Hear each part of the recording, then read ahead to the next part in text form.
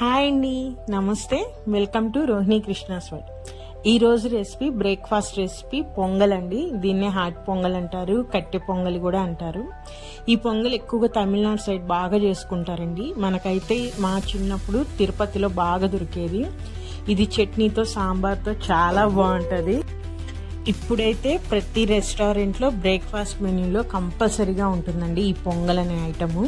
ఇది చాలా టేస్టీగా ఉంటుంది, అట్లానే చాలా ఫేమస్ కూడా ఈ టిఫిన్ అనేది. మరి ఇది ఎలా తయారు చేసుకోవాలో మీకు వివరంగా చెప్తాను. చాలా ఈజీగా చేసుకోవచ్చు అండి ఈ పొంగల్ అనేది. దీనికి ముందుగా నేను ఇక్కడ ఒక గ్లాసు రైస్ అండి, ఒక గ్లాస్ రైస్కి ఒక గ్లాసు పెసరపప్పు రెండు తీసుకొని శుభ్రంగా కడిగేసి మనం ఫస్ట్ నేను ఇక్కడ ఒక పావు గంట సేపు నానబెట్టుకుంటున్నాను. రెండు కూడా సేమ్ క్వాంటిటీ తీసుకోవాలి. కావాలంటే రైస్ కొంచెం తగ్గించుకొని పెసరపప్పు ఎక్కువ వేసుకోవచ్చు, కానీ రైస్ ఎక్కువ వేసుకొని పెసరపప్పు మటుకి తక్కువ వేసుకోవద్దు, టేస్ట్ బాగోదు. సో ఈ విధంగా ఫస్ట్ నేను అవైతే కడిగి నానబెట్టేసుకుంటున్నాను. అట్లానే దీంట్లో కావాల్సిన వస్తువులండి, పచ్చిమిరపకాయలు నేను ఒక 2 పచ్చిమిరపకాయలు సన్నగా తరిగి పెట్టుకున్నాను. అలానే ఎండు కొబ్బరి తురిమి పెట్టుకున్నానండి. అలానే మిరియాల పొడి, లేదంటే మీ దగ్గర మిరియాలు ఉన్నా మిరియాలు తీసుకోవచ్చు. అలానే జీలకర్ర, అలానే పోపు అండి, మనం ఆవాలు, మినపప్పు, పచ్చిశనగపప్పు, అల్లం అండి, అల్లం కూడా 1 ఇంచు అల్లము సన్నగా తురుముకోవాలి మనము, లేదా కట్ చేసుకున్న పర్వాలేదు, సన్నగా ఉండాలి. అలానే జీడిపప్పు, ఇది మటుకు ఆప్షనల్, మీకు ఇష్టమైతే వేసుకోవచ్చు లేకపోతే లేదు. అలానే కరివేపాకు అండి. ఇవి దీంట్లోకి కావాల్సిన వస్తువులు. అయితే ఫస్ట్ ఇవన్నీ రెడీ చేసేసుకొని మనం పెట్టేసుకుంటే మనం తొందరగా అంటే ఈజీగా ప్రిపరేషన్ స్టార్ట్ చేసేయచ్చు. నేను ఇది కుక్కర్లో ప్రిపేర్ చేస్తున్నాను, అందుకోసమని నేను స్టవ్ వెలిగించేసి కుక్కర్ పెట్టేసేసి, ఈ హాట్ పొంగల్ అనేది మనము గీతో చేసుకోవాలండి. ఆయిల్తో చేసుకుంటే టేస్ట్ ఉండదు, కంపల్సరీగా గీతోనే చేసుకోవాలి మనము. నేనైతే గీ వచ్చేసరికి ఒక 3 స్పూన్ల గీ వేసేస్తున్నాను. వేసేసి ఫస్ట్ జీడిపప్పు వేయించుకుంటున్నానండి.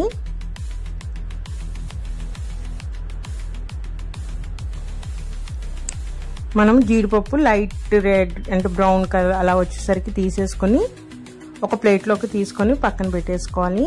ఈ జీడిపప్పు అనేది ఆప్షనల్ అండి, మీకు ఇష్టమైతే వేసుకోవచ్చు లేకపోతే లేదు. ఇవి మొత్తం అయిపోయిన తర్వాత పైన జీడిపప్పు వేసి సర్వ్ చేస్తే చాలా బాగుంటుంది టేస్ట్. ఇప్పుడు ఇదే గీలో నేను ఇంకొక స్పూన్ గీ వేసుకుంటున్నాను, ఇంకొంచెం వేసుకుంటే బాగుంటుంది.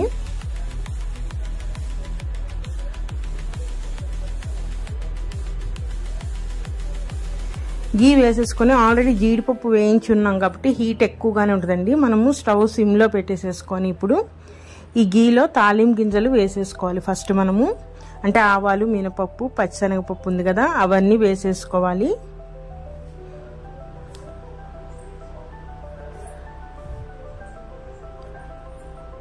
హీట్ ఎక్కువగానే ఉంటుంది కాబట్టి తొందరగా వేగుతాయండి ఇప్పుడు. అలానే నేను జీలకర్ర కూడా వేసేస్తున్నాను. జీలకర్ర వేసేసి ఒక్కసారి కలుపుకోవాలి మనము ఆ గీలో మొత్తము కలిసేటట్టుగా.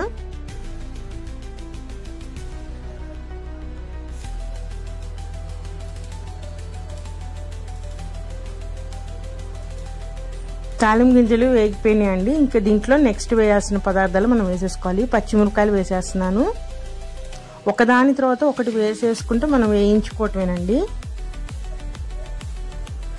అలానే ఎండు కొబ్బరి, అల్లము, ఇట్లా ఒకదాని తర్వాత ఒకటి వేసేసుకోవాలి. అల్లం ఇవన్నీ వేసుకొని మంచి స్మెల్ వస్తుంది. వేగితే హై ఫ్లేమ్లో పెట్టకుండా మనము మీడియం ఫ్లేమ్లో పెట్టుకొని వేయించుకోవాలి. హై ఫ్లేమ్లో పెడితే ఎండు కొబ్బరి వేసాం కాబట్టి మాడిపోతుంది, అందుకని మీడియం ఫ్లేమ్లో పెట్టుకొని వేయించుకోవాలి. ఒక్క మిరియాల పొడి మటుకి నేను వేయట్లేదు. ఒకవేళ మీరు డైరెక్ట్గా మిరియాలే తీసుకుంటే మటుకి మిరియాలు కూడా ఇప్పుడు వేసేసుకోవాలండి. గీలో వేసేసి ఈ విధంగా మనము ఫస్ట్ వేయించుకోవాలి. మనము మిరియాల పొడి కన్నా మిరియాలు తీసుకున్నా కూడా చాలా బాగుంటుంది. కాకపోతే మనం తినేటప్పుడు పంట కింద పడతా ఉంటుందండి. అది ఇష్టం ఉన్న వాళ్ళకి పర్వాలేదు, అట్లా తినటం ఇష్టం లేని వాళ్ళకి ఈ విధంగా పౌడర్ వేస్తే మనకి దాని స్పైసీనెస్ అనేది వస్తుంది. సో మనకి తినేటప్పుడు కూడా ఎటువంటి ఇబ్బంది లేకుండా ఉంటుంది. అందుకే నేను ఎక్కువగా మిరియాల పొడి వేసేస్తాను. ఇదైతే ఎప్పుడైతే వేగేసిందో ఇప్పుడు మనం ఇందాక ఆల్రెడీ రైస్ కడిగి నానబెట్టేసుకున్నాం కదా, వాటర్ క్వాంటిటీ వచ్చేసరికి మనం గ్లాస్ రైస్కి 2 గ్లాసుల వాటర్ పోస్తాం కదండి. ఈ హాట్ పొంగల్కి మటుకి 3 గ్లాసుల వాటర్ పోసుకోవాలి. అంటే ఒక గ్లాస్ ఎక్స్ట్రా వాటర్ తీసుకోవాలి మనము. కొంచెం ఇంకా లూజ్గా కావాలనుకుంటే ఇంకొంచెం ఎక్కువగా కూడా వాటర్ పోసుకోవచ్చు. 1 నుంచి 1.5 గ్లాస్ వాటర్ అనేది ఎక్స్ట్రా తీసుకోవాలి రెగ్యులర్ తీసుకునే దాని మీద. ఇప్పుడైతే దాంట్లో వాటర్ పోసేసిన తర్వాత నేను మిరియాల పొడి వేసేసాను. అలానే కొంచెం పసుపు, తగినంత సాల్ట్ అండి. మనం ఈ సాల్ట్ వేసేసి మొత్తం ఒకసారి కలిపేసేసుకొని మనము టేస్ట్ చెక్ చేసుకోవచ్చు, అంటే సాల్ట్ సరిపోయిందా లేదా అనేది. అలానే మిరియాల పొడి కూడా దాని స్పైసీనెస్ మనకి సరిపోతుందా లేదా అనేది కూడా చూసుకొని సరిపోకపోతే ఇంకొంచెం యాడ్ చేసుకోవచ్చు. ఇప్పుడు ఈ విధంగా కలిపేసేసుకొని మనము మూత పెట్టేసేసుకొని రెగ్యులర్గా రైస్ ఎన్ని విజిల్స్ అయితే వస్తాయో అన్ని విజిల్స్ మనము పెట్టేసుకోవటమే.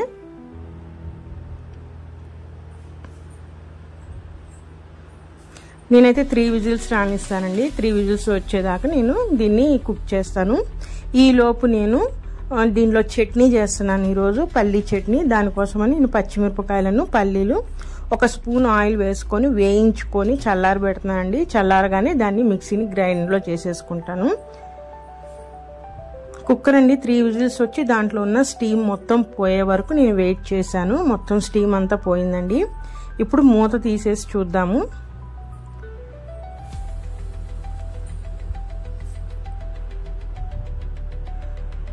చూసారా, ఈ విధంగా ఒకసారి మొత్తం కలుపుకోవాలి. ఈ విధంగా లూజ్గా లేకుండా ఇంకొంచెం గట్టిగా కావాలంటే చెప్పాను కదా 1 గ్లాసు వాటర్ ఎక్స్ట్రా పోయాలి. కొంచెం ఇప్పుడు నాలాగా కొంచెం లూజ్గా కావాలంటే 1.5 గ్లాసు వాటర్, అంటే 1 గ్లాస్ రైస్కి 3.5 గ్లాసులు వాటర్ పోస్తే ఆ విధంగా వస్తుందండి కన్సిస్టెన్సీ అనేది. ఒకసారి అంతా కలిపేసేసుకుంటే మన హాట్ పొంగల్ రెడీ అయిపోయిందండి. చాలా తొందరగా కూడా అయిపోతుంది.